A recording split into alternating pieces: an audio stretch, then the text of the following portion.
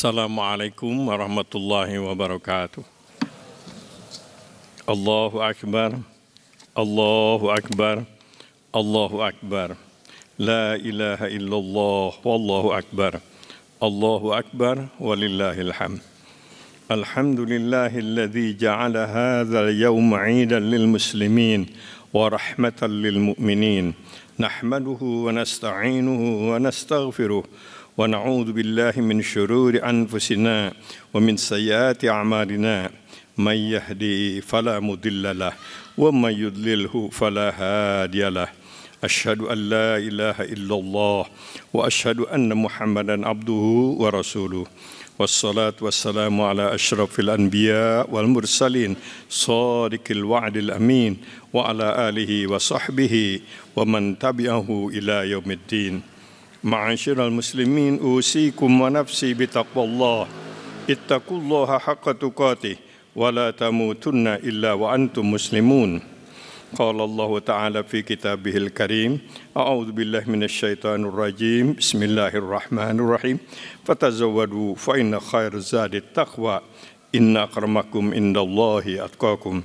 Allahu akbar. La ilaha illallah. Allahu akbar. Walillahil hamd. Jamaah sholat Id yang berbahagia, di penghujung bulan suci Ramadan tahun ini, di hari raya 1445, kita tundukkan hati dan perasaan untuk meluluhkan kesombongan diri, sekaligus mengakui segala kelemahan setelah berjuang menebus segala macam ujian selama bulan Ramadan. Kita bersyukur kita sampai pada hari Idul Fitri hari ini, sampai pada kebahagiaan yang Allah sediakan bagi orang-orang yang dengan tulus berpuasa selama 1 bulan. Jamaah Idul Fitri yang berbahagia, Idul Fitri tahun ini berlangsung di tengah hiruk-pikuk suasana politik yang nyaris tak pernah berhenti, mengikat, melilit nasib, dan menguras tenaga masyarakat. Suasana politik yang berujung pada kehadiran seorang pemimpin yang kita harapkan dapat membawa bangsa dan umat ini menuju kebahagiaan yang berkeadilan. Diakui ataupun tidak, liku-liku perjalanan itu telah menguras energi dan perhatian kita sebagai warga bangsa, termasuk umat Islam yang menjadi penduduk mayoritas di negeri ini. Karena itu secara sederhana dapat diambil pelajaran bahwa semua jalan yang ditempuh akan berujung pada tema kejujuran. Jika prosesnya dilalui secara jujur dan benar, maka akan berujung pada hasil yang maksimal, kesejahteraan masyarakat yang berkeadilan. Tapi jika dilalui dengan ketidakjujuran, kebohongan, rusyah, suap menyuap, maka apapun akan berujung pada kegaduhan yang di luar ekspektasi yang diharapkan. Kini pada hari yang fitri ini, dalam penetralan suasana batin, mari kita lakukan evaluasi dan mawas diri. Apakah setiap proses yang dilalui itu dilakukan di atas kejujuran atau sebaliknya? Kita pun dapat mengevaluasi hasil yang diperoleh dari proses panjang yang kadang terasa melelahkan. Diakui bahwa di antara masalah besar yang dihadapi oleh bangsa dan negara kita, masyarakat kita saat ini adalah problem kejujuran. Ketidakjujuran ada di mana-mana, dari atas sampai ke bawah. Seorang laki-laki bertanya kepada Nabi, "Ya Rasulullah, terangkan kepada kami, apa amalan yang paling ringan dan amalan yang paling berat dalam beragama Islam?" Rasulullah SAW menjawab, amalan yang paling ringan dalam Islam adalah membaca 2 kalimat syahadat, menyatakan tidak ada Tuhan selain Allah dan Muhammad adalah Rasulullah. Sedangkan amalan yang paling berat adalah konsisten dalam kejujuran. Jujur memang sudah diprediksi Nabi menjadi tantangan terbesar umat manusia. Awal dari keberkahan adalah kejujuran. Awal dari hilangnya keberkahan adalah ketidakjujuran. Hadir dalam ketidakjujuran bisa hadir dalam banyak hal dan kesempatan, termasuk berjumpa, ia bisa hadir dan bahkan mendominasi proses penentuan seorang pemimpin. Pemilih seorang kandidat maupun penyelenggara dapat saja berbuat tidak jujur dan pasti akan berakibat pada suasana gaduh yang kadang tak terkendali. Kita tidak boleh lupa orang yang takwa, yang berhasil dididik oleh ibadah saum itu adalah orang jujur. Dan Allah itu sangat mencintai orang yang jujur dan Allah murka kepada mereka yang tidak jujur. Awal dari segala keburukan adalah ketidakjujuran dan awal dari berbagai macam musibah juga ketidakjujuran. Jujur itu melekat menjadi salah satu ciri utama orang yang soleh, orang yang takwa. Dan tentu ketidakjujuran adalah tidak mungkin dimiliki oleh orang yang soleh dan orang yang takwa. Rasulullah SAW juga pernah menyampaikan, orang meninggal dunia di medan pertempuran membela agama Allah, dihapuskan semua dosa dan kesalahannya, kecuali ketidakjujuran. Gugur di medan pertempuran membela agama pun tidak bisa menghapus dosa ketidakjujuran. Oleh karena itu, jangan sampai kita bangga dengan kemenangan, kesuksesan, kekayaan, kedudukan, atau apa saja kalau ditebus dengan ketidakjujuran. Jamaah Idul Fitri yang dimuliakan Allah.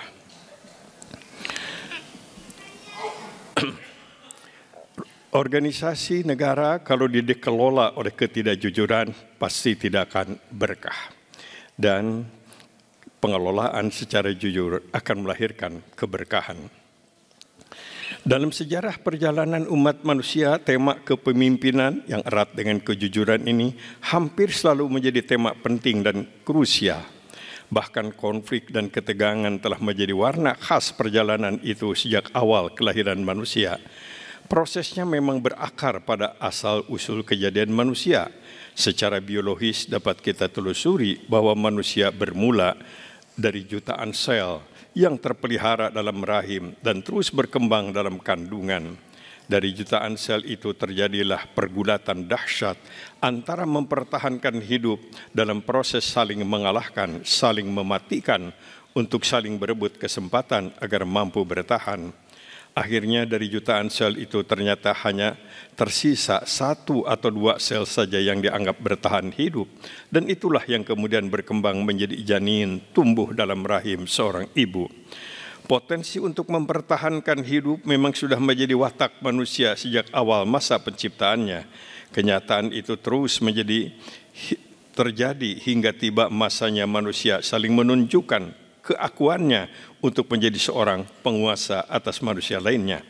Diawali dengan kisah perebutan kekuasaan antara Kabil dan Habil. Meski mereka terlahir sama, bersumber dari pasangan biologis yang sama, dan dibesarkan dalam lingkungan sosial yang sama, bahkan keduanya pun tumbuh dalam ruang teologis yang sama pula, tapi karena mulai munculnya kepentingan di antara keduanya, maka mulailah terjadi pergulatan cita-cita untuk tampil sebagai penguasa. Peristiwa itu terus berlangsung tak terbendung dalam sejarah umat manusia yang ditandai dengan lahirnya para utusan Tuhan. Tabiat berkekuasaan tetap berkembang. Para pemuka kaum terdahulu yang telah terlanjur berkuasa tak sependapat dengan hadirnya sang utusan Tuhan. Mereka mulai diliputi rasa khawatir untuk tidak sanggup mempertahankan wibawa kekuasaannya. Maka mereka pun menolak kehadiran para utusan itu. Sejarah melukiskan bagaimana Musa terpental dari kaumnya sendiri, bangsa Yahudi. Isa juga terpaksa menerima kenyataan pahit yang amat mengerikan, dan Rasulullah SAW memilih jalan hijrah untuk menghindari penolakan dan kejahatan kaumnya yang telah terlanjur menjadi penguasa di kota Makkah pada waktu itu. Sepeninggal Rasulullah SAW, pemandangan saling berebut kekuasaan itu tak kunjung padam, bahkan semakin memuncak, terutama dengan menajamnya konflik internal di kalangan sesama umat pengikut Rasulullah. Konflik Ali dan Muawiyah umpamanya yang berujung pada terpecahnya dua kekuatan besar Sunni dan Syi'i adalah di antara buah konflik yang semakin sulit diselesaikan. Lahirnya hadis-hadis palsu sengaja dibuat untuk memperkuat argumentasi mempertahankan kekuasaan menjadi tema yang hingga kini sulit dinetralisasi. Tumbuhnya kelompok-kelompok atas dasar polarisasi teologis yang kemudian berkembang menjadi sejumlah mazhab kalam semakin mempertegas perpecahan yang berakar pada tema kekuasaan. Kunci utamanya terletak pada kata kejujuran. Ketidakjujuran menjadi biang utama perpecahan. Ketidakjujuran memicu kegaduhan yang berkepanjangan. Ketidakjujuran juga yang berkembang menjadi sumber ketidakadilan dan bahkan pengkhianatan yang satu dengan yang lainnya. Inilah sumber utama ketidakadilan, terutama jika telah dibungkus oleh kepentingan yang sulit dikendalikan. Secara pragmatis, kepentingan itu membungkus ketidakadilan. Kepentingan juga dapat menjerumuskan orang pada sikap dan tindakan menghalalkan segala cara. Tak terasa, tindakan-tindakan tak terkontrol seperti keberpihakan yang tidak proporsional hanya karena ada kaitan keluarga, timbul ketidakadilan, keberpihakan yang tidak proporsional dan pada akhirnya dapat memicu sengketa karena ketertindasan. Hadirin jamaah Idul Fitri rahimakumullah. Tak disadari akal sehat bahwa semuanya dilakukan untuk mempertahankan kekuasaan yang jika tidak hati-hati merawatnya akan terjebak pada godaan kemanusiaan yang meliputi tahta, harta dan wanita. Tahta semakin tak rela dilepaskan, harta semakin menggunung dikumpulkan, dan akhirnya wanita semakin menggurita melilit nafsu kebinatangan. Semuanya tiba-tiba berubah menjadi halal atas nama hukum yang diyakininya bersumber dari firman-firman Tuhan dan sabda-sabda para utusannya. Tak ubahnya seperti para pendahulu aliran-aliran teologis ketika pertama kali lahir terpaksa membuat berbagai hadis palsu, hadis maudhu untuk mengukuhkan pendiriannya agar tetap tampak sahih di hadapan umat manusia. Kekuasaan terus dipertahankan seolah hanya ada satu kekuatan yang berkuasa, yaitu miliknya. Apapun rela dilakukan, meski harus dibayar dengan harga yang sangat mahal. Mungkin mereka telah lupa bahwa kepemimpinan dan kekuasaan yang mutlak adalah di tangan Allah, bukan kekuasaan manusia. Pemimpin yang maha mutlak itu adalah Allah, tabarakalladzi biyadihi mulku. Maha suci Allah yang di tangannya lah segala kekuasaan. Mereka lupa kalau pesan wahyu ini merupakan landasan utama kepemimpinan bagi seorang muslim. Garis-garis yang sejatinya menjadi pedoman yang ditetapkan Allah kini mulai tergerus ambisi kekuasaan yang kerap dapat memenjara kehidupan. Padahal kepemimpinan yang ada pada manusia hanyalah semata-mata anugerah dan sekaligus ujian dan amanah dari Allah yang harus dipertanggungjawabkan. Kepemimpinan tidak bisa hanya atas dasar kehendak manusia. Allah Maha Pemilik kekuasaan. Allah pula lah yang dapat menurunkan kekuasaan atas kehendaknya yang satu saat Allah pula dapat mencabutnya kembali sesuai dengan kehendaknya. Jadi tidak ada peluang untuk menyombongkan kekuasaan yang digenggamnya, apalagi untuk dijadikan alat penindasan atas manusia yang lainnya. Kekuasaan justru sejatinya harus dijadikan fasilitas pengabdian kepada Tuhan yang Maha Pemilik kekuasaan, sekaligus fasilitas pengabdian terhadap sesama manusia. Manusia hanya bertugas merawatnya secara adil dan benar. Tak perlu berambisi mempertahankannya, apalagi jika dilakukan dengan cara-cara yang dapat mengganggu kebersihan amanah. Seperti dinyatakan di atas, harus diingat bahwa kepemimpinan merupakan keputusan Allah yang diberikan kepada siapapun yang dikehendakinya. Kita tak perlu memaksakannya hingga harus melakukan segala cara yang belum jelas benarnya, yang tidak dibenarkan Allah dan Rasul-Nya. Kemenangan dan kekalahan hanyalah proses yang ada pada wilayah kemanusiaan. Allah dapat saja menguji dengan kemenangan, padahal sesungguhnya Allah sendiri tak ridho dengan kemenangan itu, atau juga sebaliknya. Dalam Islam dikenal namanya istidraj, anugerah, jabatan, kekayaan, tapi sebetulnya karena murka Allah kepada seseorang. Demikianlah Allah mengingatkan kita dalam Al-Quran, wahai zat yang maha kuasa di atas segalanya yang berkuasa, engkau yang memberikan kekuasaan kepada yang engkau kehendaki, engkaulah yang merenggut kekuasaan dari orang yang engkau kehendaki, dan engkau pula yang memberikan kehinaan kepada orang yang engkau kehendaki, engkau bisa berbuat apa saja sesuai dengan kehendakmu. Jadi genggaman kekuasaan itu harus dikembalikan kepada sang pemilik, Allah Subhanahu wa taala. Kita tidak boleh lupa bahwa dengan kekuasaan seorang bisa bertambah mulia dan bisa sebaliknya bertambah hina. Dengan kekuasaan seseorang bisa bertambah bahagia dan bisa pula bertambah derita. Dengan kekuasaan seorang bisa mendapat tiket sorga dan bisa pula sebaliknya mendapat tiket neraka. Allahu Akbar, Allahu Akbar, walillahil hamd.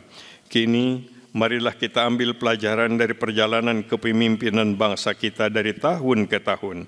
Seorang pemimpin sejatinya lahir dari dinamika kehidupan masyarakat yang dipimpinnya. Seperti diisyaratkan ajaran agama, setiap masyarakat dalam jumlah kecil maupun besar mutlak diperlukan seorang pemimpin dengan tujuan untuk membimbing dan memfasilitasi setiap hajat hidupnya yang bersifat umum. Rasulullah sallallahu alaihi wasallam bahkan mengajarkan untuk mengangkat seorang pemimpin bila berkumpul 2 orang atau lebih dari antara mereka. Pemimpinlah yang seharusnya memfasilitasi terciptanya kehidupan yang nyaman, terhindar dari rasa takut, terpelihara rasa amannya, terpenuhi kebutuhan hidupnya secara wajar.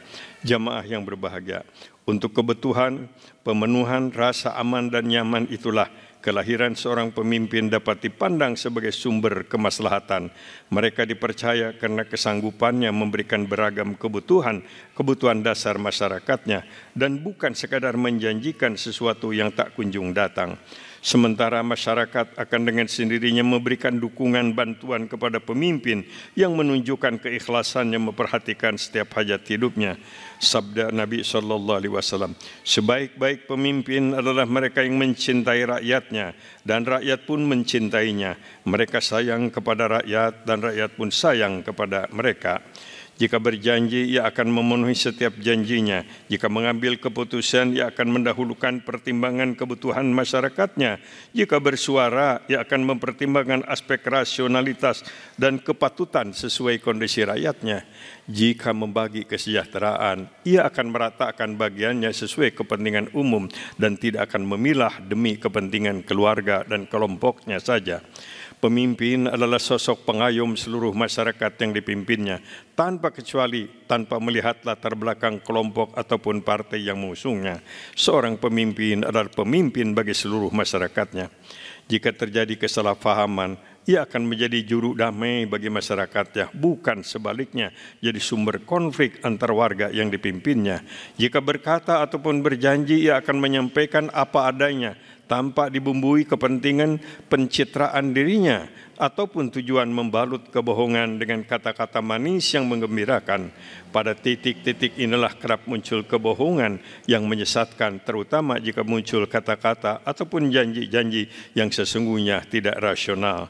Sebuah hadis Nabi mengingatkan untuk berhati-hati dengan kata-kata ataupun janji-janji yang dapat menyesatkan.